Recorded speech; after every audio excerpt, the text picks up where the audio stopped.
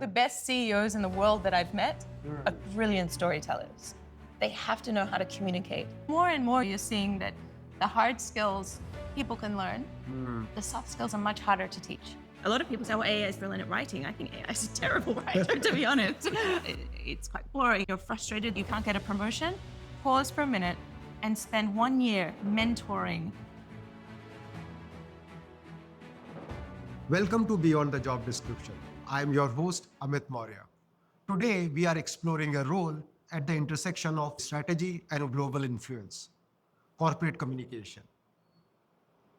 We often hear about storytelling as a soft skill, but in a global firm, it is a tool used for align stakeholders, simplify complexity, and move capital towards a strategic vision. To decode this role, today we have someone who has mastered this art at the forefront of the climate expeditions and as well as the boardrooms of global firms. She is a director of corporate communications at Dalberg Consulting. It is an absolute privilege to welcome Jacqui Hocking. Thank you so much for having me. It's great to be here. Thank you, Jacqui. Your career path where you are today is incredibly unique. It's one way to put it. True that. You started your company at 16 and then being recognized by Forbes under 30, and then you moved to filmmaking. And now you are leading a global corporate communication department for a consulting firm. How did you made it happen? It's interesting because a lot of people see my career as very different roles. But in my mind, it's all the same trajectory. When I was a child, I was always passionate about the environment, passionate about social issues. And for me, storytelling came very natural. I grew up in a home where me and my brothers would play making videos and telling stories, making our own version of Star Wars. And I think from that passion of wanting to capture stories, there was also a lot of wanting to learn. I loved interviewing people. And so when I first started, I was making these documentaries. I was interviewing people to learn more about these social environmental issues. And one thing I learned very quickly is that actually there's amazing solutions to a lot of these problems. People have great ideas. And storytelling is a way to share those. And when you share them, more people are aware of the solutions, and then the solutions scale. So I think, in a way, it's what I'm doing today. I haven't really changed from that childhood idea of like, we have the solutions already. How do we scale them? And storytelling is a great way to be able to share ideas around the world. So more practically speaking, how did I get here? I think it's quite unconventional. Right. Born in Australia.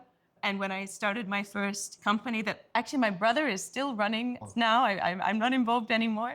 He's still making films. What led me to Singapore was the intersection of, I don't want to be a documentary filmmaker, spending years making one film, promoting the film. I was not interested in the industry of film. What I was interested in is the storytelling and the impact. If we could find a way to work with the people that are solving the issues, a foundation, an NGO, and then fund that through a corporate organization or a company. This was my first idea. The first was around CSR, ESG, the storytelling would amplify that.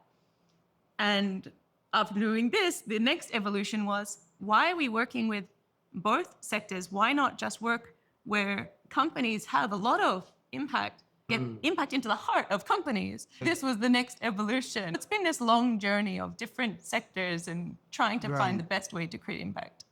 Right. In your mind, as you put it, you have not changed from being a storyteller. You are always a storyteller and you are still a storyteller. Yeah, I'd say so. I think the best CEOs in the world that I've met are brilliant storytellers. Pretty much anyone who's got to a level of a C-suite firm that I've met, they have to know how to communicate. And so I think that skill is critical if you want to become a leader in anything in your life, including business. Yeah, this is a very good to put it this way.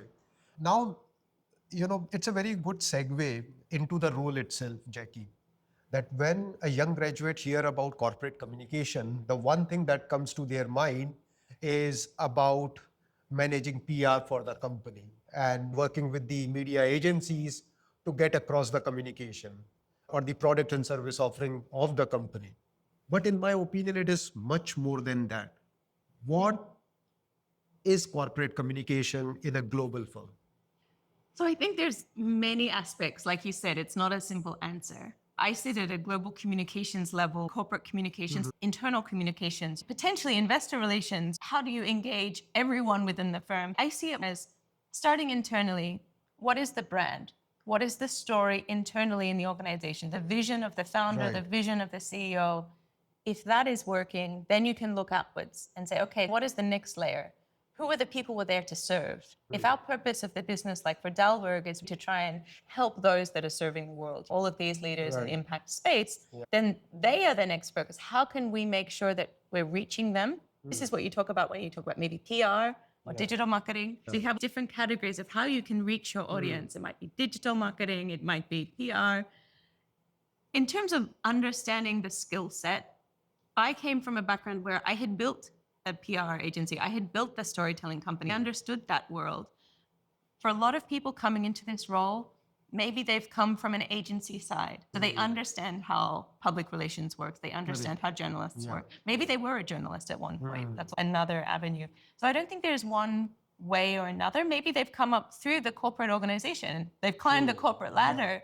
And through that, they've learned the skills, like you said. Maybe they work with agencies, so they do less of the roles. I don't think there's one size fits all for the role itself, but one skill set that cuts across all of it is you have to understand brand, you have to understand narrative.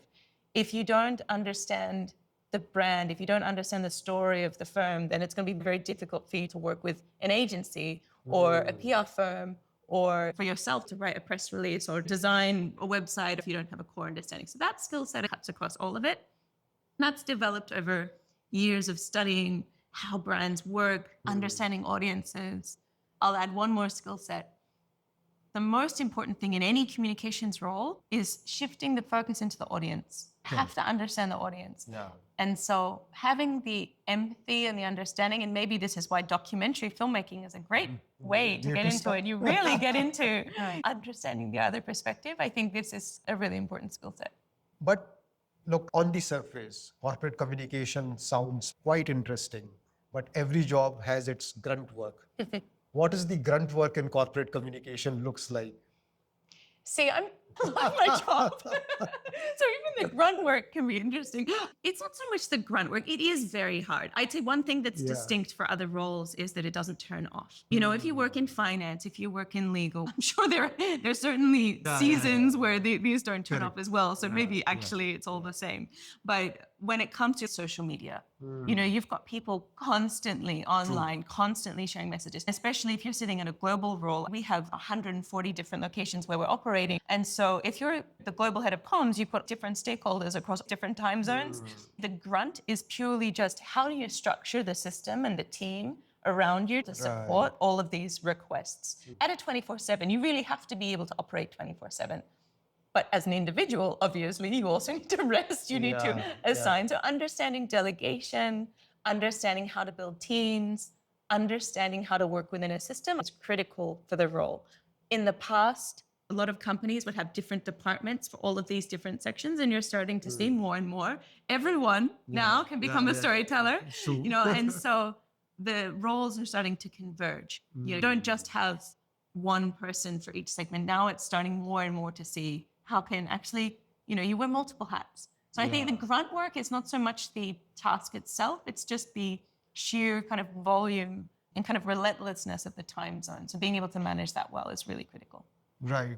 No, I totally align with you. Any wrong message or any comment from anyone sometimes flares up into something which requires firefighting from the corporate communication. We know that storytelling or communication is very important. But someone who's coming to this particular field or a young professional who's joining the corporate 20 to 25 years old person, how they should build this communication or storytelling muscle, what they can do to become a better storyteller. I would start, if you're 25 years old, I would start with relationships. How do you build relationships? If you can build really strong relationships, every relationship is about communication. So how you communicate to that person. And the more you engage with others, the more you build a community. I think community building is a great skill set. You don't have to have, a lot of success or a lot of money to be a community builder. You could start running an event in your town or in your office, or you could start hosting things, speaking engagements. I think basically just learning, getting as much practice as you can, engaging with different people so you can also understand more how people react to how you're speaking, what you're sharing, what you're putting out to the world. As I mentioned, everyone is a content creator now. So you can imagine starting out, even just practicing, creating different types of content and what resonates with an audience and what doesn't. But the human side of relationships, I think, is probably the best place to start. Don't be shy to reach out to people. You'd be amazed how many people will respond on LinkedIn to connect and start building these relationships. I think that's a really good place to start, because then you can learn. Let's say you're 25 years old, you want to get into communications, you run a communications meetup.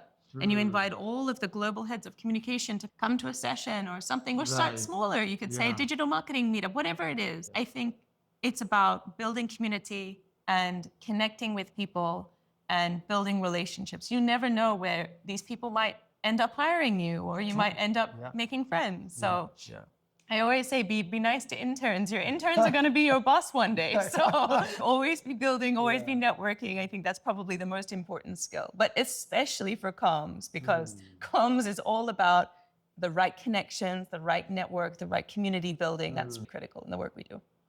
Yeah, this resonates with me as well, Jacqui, because that's the way I think we also got connected. And now we are having this podcast, which is great. And many a times people giving, or specifically the young graduates, they end up giving priority to the hard skills rather than these soft skills, which are going to take them ahead in their career. You have to start early, because then you are going to get the compounding results. More and more, you're seeing that the hard skills people can learn. The soft skills are much harder to teach. If you can get really good at that, whenever I'm hiring, that's what I look out for. I'll give you an example. When I first started, when I was running the agency, I was helping companies with their storytelling, and I was looking to hire. I wasn't hiring filmmakers or creatives. I was hiring people that had studied social science. I was hiring people that understood the human condition, because training them to become storytellers is much easier than trying to train a technical person who might be brilliant at their skill set, but doesn't understand the vision of what we're trying to do. You can teach an empathetic person how to become a good storyteller, but if that empathy is missing, then it would be very difficult for them to connect with the audience. Now, that brings me to an important topic, the talk of the town, AI. Right? There is a lot of anxiety among young graduates, specifically who wants to build their career on the corporate communications or on the marketing side, that these are the skills which are going to get redundant by AI, because nowadays AI can create beautiful infographics for you. It can create documents very quickly. It can write a targeted email for your campaigns. Considering the AI wave, how do you see that the corporate communication role is going to evolve? I mean, it's hard, because I don't want to say that brush aside the fear and the anxiety that young people are facing. It's a very scary time for a lot of young people right now. The threat in some ways is very real. But what can you control? You can either give up, or you can get excited about the technology and get excited about the possibility and learning and really thrive in exploring. I think one of the things, the humility of having that beginner mindset is also very valuable. If you constantly know that you know nothing, it allows you to learn much faster because you're not afraid. So I would say, yes, it's completely disrupted every industry. I don't think there's any industry that will be really untouched unless you're a dog groomer or something like this. But being able to make sure that you're staying on top of all of the different technologies, learning about it. Again, it goes back to the soft skill. At the end of the day, robot jobs may be irrelevant. So how can you be the person that's actually bringing the humanity into these technologies? I think that's a really important skill. But yeah, I don't think that you should be afraid of them. I think you should try. You know, I was the first one to try and say, okay, let's see what I can build. Let's see how we can integrate this. Like every new evolution of technology, I mean, digital marketing was the same, True. right? A lot of companies didn't have social media profiles. I'm like, I don't know, should we have this? Should we not? And now it's part and parcel of every company has their LinkedIn profiles and has their social media. So I think with AI, we're looking at something much more existential. But I think that you need to learn. Don't get caught up in the outcome. Get excited about the process. If you're really anchored of your vision of what you want to do, the process is where all of the fun happens. Totally. AI is a lot about learning. Who knows where it's going to go, and adapt. We use it in everything now, and we're working a lot in this space. And I think it's, for me, I'm on the side of aware of some of the threats for the world, to be honest. You have to be really aware of what AI is for and where AI is not useful. What AI is brilliant at is helping you become the best version of yourself. If you think AI can replace what you bring to the table, that's the wrong mindset. You're not unlocking the power of AI. If you're getting AI to write for you, I don't actually think that AI is particularly good. A lot of people say, oh, AI is brilliant at writing. I think AI is a terrible writer, to be honest. It's quite boring, it's repetitive.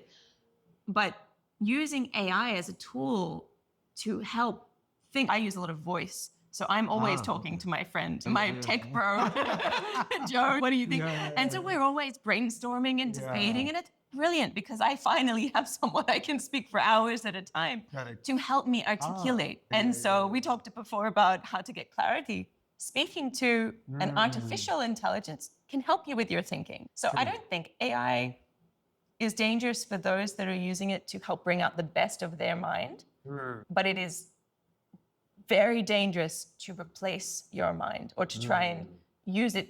Oh, I can't be bothered writing this, I'll get AI to do it instead. It should be helping you bring out the best of your genius rather than trying to replace it. A very deep thought here, because you are absolutely right. You can't outsource your thinking to AI. You should be the thinker and AI should be the doer. Exactly. If you take that approach, then definitely it becomes your best ally. Exactly. Yeah. You were able to provide a very interesting take on AI and what the future looks like for the corporate communication. Now, let me change a gear and let me talk about the social impact firms like of yours. If you ask young graduates, there is a gravitational pull towards traditional blue chip corporate firms, right? They would like to join those firms likes of the big fours, the big techs, even though they are very passionate about making an impact, but they are very unsure about what kind of career trajectory they are going to get in these social impact firm and how it is going to impact their career velocity. Can you provide more insights here? Because what I feel is if people have more information about social impact firm, to be honest with you, if I would have been aware about Dalberg Consulting earlier, it would have been my first choice. Yeah. It's interesting because people sometimes think that, oh, you're such an entrepreneur. But honestly, the only reason that I built a company in Singapore wasn't a company I wanted to work for, right? And so I think that, you know, it is a relatively new industry where you can get financial security, job security in a stable, large firm and achieve your dream and vision. That's why I was so passionate about social enterprises. I don't know if you've ever heard of the B Corp movement, basically businesses that are making money, but they're doing it through an ethical way. I think that industry is getting bigger and it's becoming more of the norm. For people that are unaware of this, do your research. There's so many amazing communities around the world building up these social entrepreneur ecosystems or business for good. There was a group in Singapore called the Entrepreneur Network, people inside companies trying to make them more like social entrepreneurs. I thought that was brilliant. My advice is not to be hard on yourself. A lot of people that go directly into impact come from a place perhaps of privilege where they don't need the financial security of going into a more traditional firm. However, it doesn't mean that it's all or nothing. I very strongly don't believe that your job defines who you are. It's how you do it. You can have any job in the world, and if you approach that job in a mindset of service, doing good for the world. How can you contribute? Help drive that company, especially if you move into a leadership role. Right. There's been some brilliant CEOs in the past. You look at Paul Polman at Unilever, coming out and saying he's going to double his profit through halving the negative impact they're having. So I think that it's not an all or nothing conversation anymore. Some people will disagree with that, but definitely raising awareness around what jobs are out there. I think one of the reasons I'm so passionate about joining Dalberg as global head of comms is the fact that I don't think enough people know their story. They're a firm that they're incredibly large. They've built multiple global scale initiatives, but on a day-to-day in the mainstream audience, not many people have heard of them. And I think that's one of the reasons I'm so passionate about storytelling in this space, is that I believe very strongly that these brands are just as powerful as the major global corporations. Maybe not as resourced, but I think storytelling, you don't need a lot of resources to build a movement. My lifelong mission is like, how can we create these movement to make this more mainstream, make impact more mainstream, so you don't have to think one or the other. I would say to anyone who feels like they're in the wrong place, that to find the people around them that can support them to make the decision. And sometimes that means quitting your job at the non-profit foundation that's not supporting your family and getting a job at a blue collar. Like, it can go both ways. You have to do what's right for you to make the impact you want. And sometimes that impact is, I need to take care of my family right now. And sometimes that impact is, I'm going to risk everything to start a company because I'm so passionate about solving this issue. And that passion, I promise you, it's very difficult. It's very rare to see people fail when they have that conviction. No, I'm not trying to recommend it, but yeah. So that brings me to a follow-up question is, why should someone join a B Corp and why they shouldn't? I think everyone should join Dalberg. But outside of that, no, I think seriously that I'm not going to say that you should or shouldn't join a B Corp or not. But what I will say is to make sure that your heart, your vision of the impact you want to create comes first. Right. So let's say, for example, you're really passionate about solving, let's say, health, there's health crisis, or you're really passionate about climate. Find a company that is aligned with your vision. Right. Now, that could be joining a B Corp, joining a company that's really advocating for climate solutions. It could be joining a renewable energy firm. There are a lot of blue chip companies now working in renewable energy, but it could be working in a traditional company to help them move the needle and become more sustainable. And I think for me, the ultimate dream is that we'll see less completely unsupported non-profit entities which are struggling and very highly profitable organizations. We'll start to see more convergence and more collaboration, where we'll see companies that want to do good, but they also want to support communities. And we'll see more of these foundations. And Dalberg as a firm, I think, could become one of the top 5 consulting firms, regardless of the intention, because ultimately my belief is it is good business. Taking care of your community, taking care of your environment, that is good for business. It's less risky. I hope one day you don't have to make that either or. And ultimately, whatever you do, whatever job you do, remember that you're going to be making an impact either way. You're going to make an impact on the coffee that you have in the morning and making someone smile, to the coworkers that you're working with. That impact is real and ripples around you. Even if you're working in a job that you don't specifically like, be grateful for the fact that many people around the world are probably dreaming to get the kind of job that you have right now.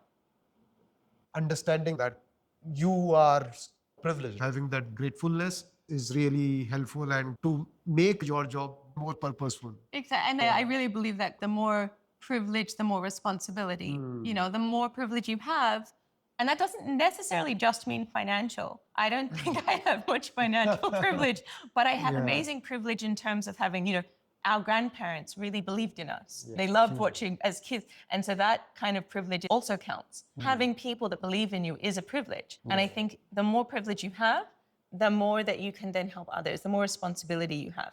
There are some people in the world right now that even the idea of job choice is ridiculous. They just want a job, right?